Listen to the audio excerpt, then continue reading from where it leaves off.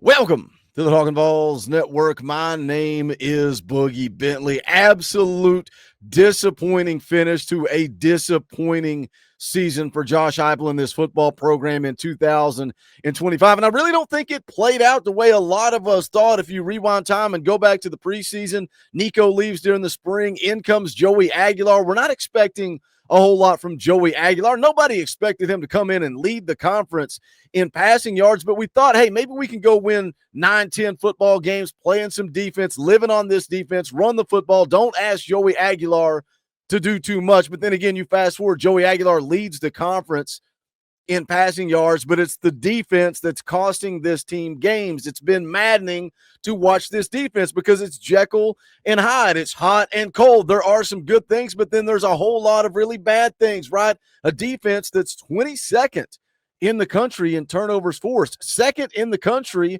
with 6 defensive touchdowns. If I stop there, you might be saying, man, that's a pretty dang good job by this defense. But again, it's Jekyll and it's Hyde. You're also 86th in the country in yards allowed, giving up almost 400 yards a game. You're 91st in scoring defense, giving up almost 29 points a game. It's feast or famine. It's turnover or it's touchdown. And we saw that in the loss to Vanderbilt, right? Tennessee forced 1 punt that entire game. They had the 2 interceptions.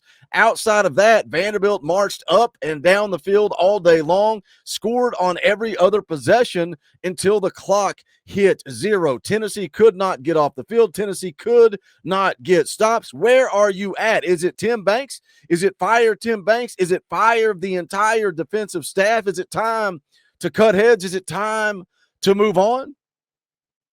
You know, a lot of times on this channel, I get accused, oh, Boogie, you're just making excuses. Man, I'm just here to have a conversation. If our defense struggled, I want to talk about why. Why did it struggle? What is the cause? Is it Tim Banks? Is it outside factors? What is it? I'm here to have a conversation. Sometimes I think some people just want me to come on the channel, make a video that says, Josh Heupel should fire Tim Banks. Danny White should fire Josh Heupel, and then just boom, end the video, call it a day. I can do that. That'd be way easier. But I'm here to have a conversation. I want to know why. Are you on board to fire Tim Banks? Jump in the comment section. Don't just say yes.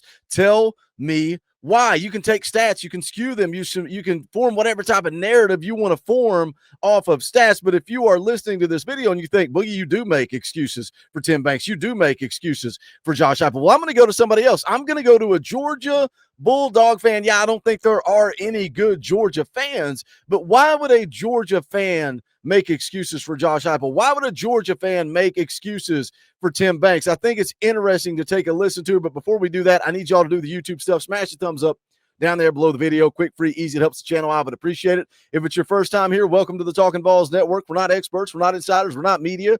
We're exactly what you guys are. We're fans. We're here to have a conversation for the fans, by the fans. If you like it, subscribe, click the bell for notifications. That way you don't miss out when we go live or when we drop a video. You can also support the channel by hitting the join button, only $1 a month. That is how this channel survives. So if you enjoy the content, think about hitting that join button. But let's jump into it. The Film Network guy talking about Tennessee, talking about this defense. And again, he's a Georgia fan. He's a film guy. Why would he make excuses? No, we're here to have a conversation. That's what this channel is about. But let's go take a listen to what Brooks Austin had to say about this Tennessee defense.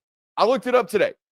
These are the defensive, total defense, points per game allowed stats since Tim Banks has been the defensive coordinator at Tennessee. 2021, they finished 90th. 2022, they finished 36th. 2023, they finished 23rd. 2024, they finished 7th. I mean, an absolute straight uphill elite peak of a defensive performance. They have just consistently gotten better. 92nd. 92nd in total defense this year.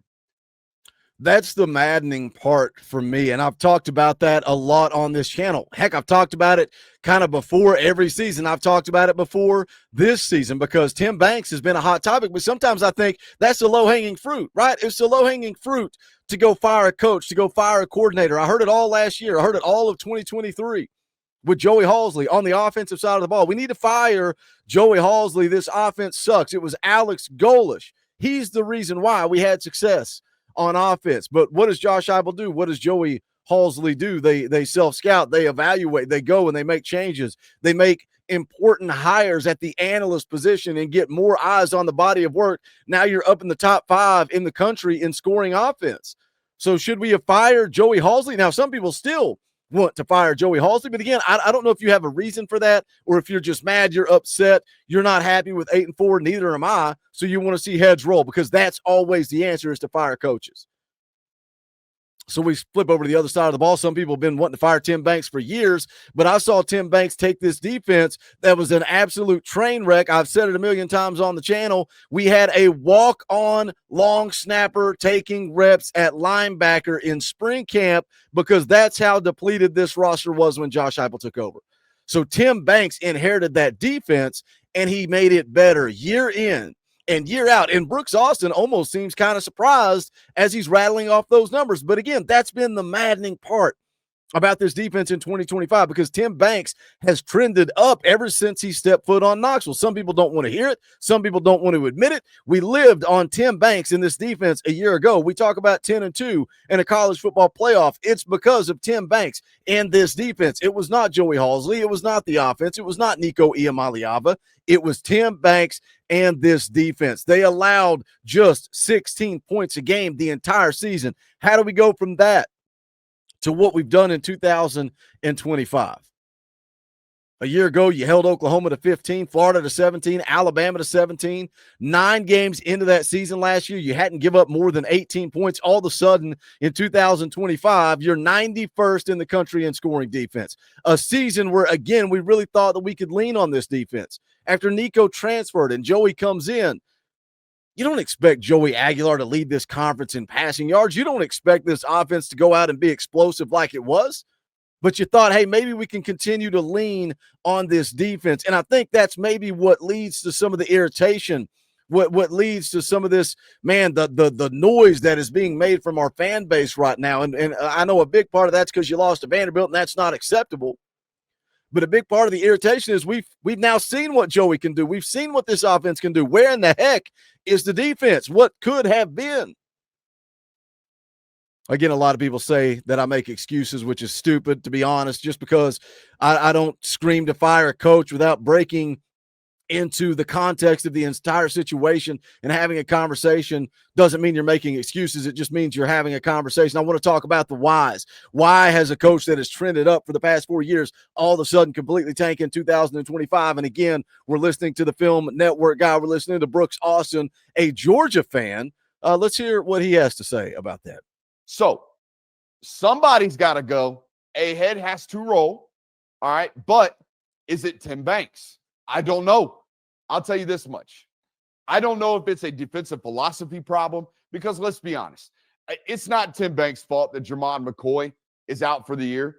It is not Tim Banks' fault that Boo Carter just decided, I don't give a damn about getting better ever again. I'm just going to be in rap videos and drive fast cars. I ain't even going to come to summer workouts. I don't give a shit. Is it Tim Banks' fault? I don't know.